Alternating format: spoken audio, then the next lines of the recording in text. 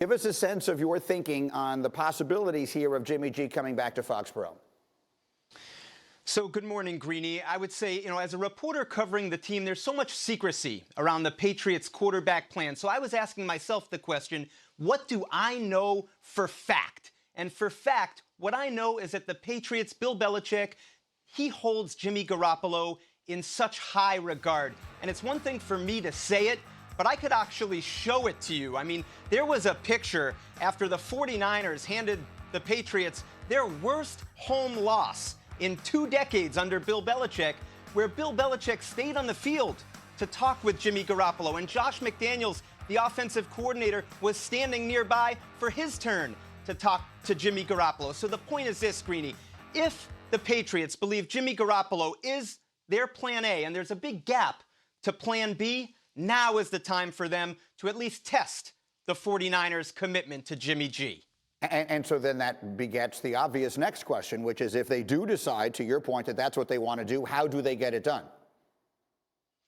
Well, I got to give credit to Michael Lombardi, the longtime NFL front office man who was here with the Patriots when the Patriots drafted Garoppolo in 2014. On his podcast, The GM Shuffle, he said, how about Sam Darnold going from the Jets to the 49ers, who in turn would then trade Jimmy Garoppolo in a situation controlled by Garoppolo because he has a no-trade clause. And you saw the respect that was mutual between the Patriots and Garoppolo. Well, you'd think Jimmy might like the idea of a homecoming in that scenario, Greeny, that could work for everyone. The 49ers would pick up a lot of cap space in that exchange. The Patriots would get their quarterback, who they respect so much, and the Jets, your Jets, would probably take a quarterback at number 2, which might be their preference anyway. Yeah, it's a very interesting way of looking at it. It certainly all feels plausible and possible.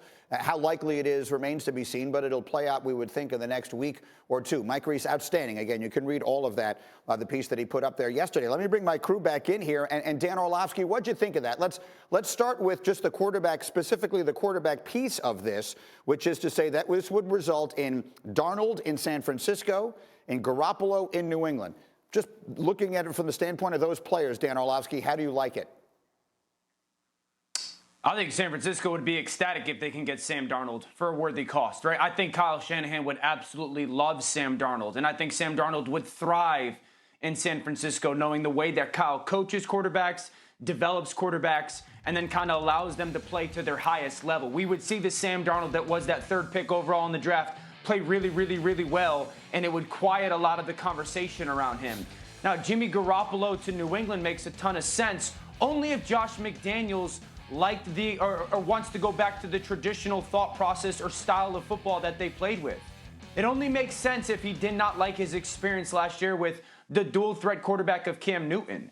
You know, that's for me, Greedy, that's where this conversation starts. Did Josh McDaniels like the quarterback run and dual threat quarterback? If that's the case, Jimmy's not going back. If he didn't like it, if he didn't feel comfortable, if he feels like it held him back as a coach, yeah, then Jimmy Garoppolo makes a ton of sense to New England. But for me, it would say that San Francisco loves Sam Darnold and wants to upgrade at the talent of the quarterback position. What do you think, Nate?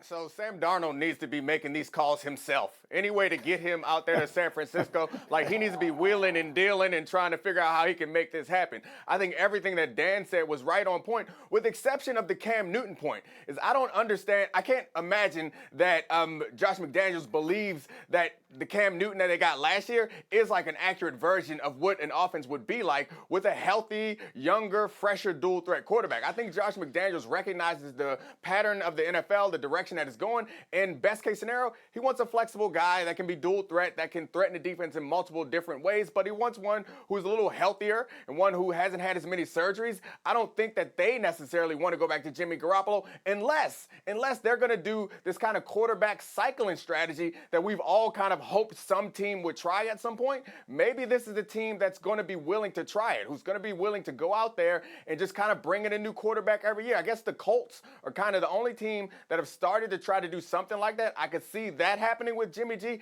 but I can't imagine that the Patriots want to sign up for a long-term commitment to Jimmy Garoppolo, who's an old-fashioned quarterback who isn't nearly as talented as the other guys out there. Go ahead, Dan. Quick final thought.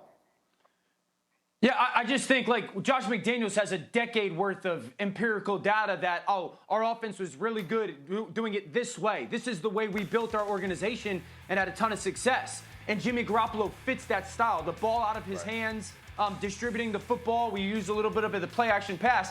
I don't think that we could sit here and say adamantly, like, just because it's the way the NFL going, the Patriots have always zigged when the NFL zags. And so I do believe that his input on his experience last year determines which way the Patriots are going to go. Thank you for watching ESPN on YouTube. For live streaming sports and premium content, subscribe to ESPN+.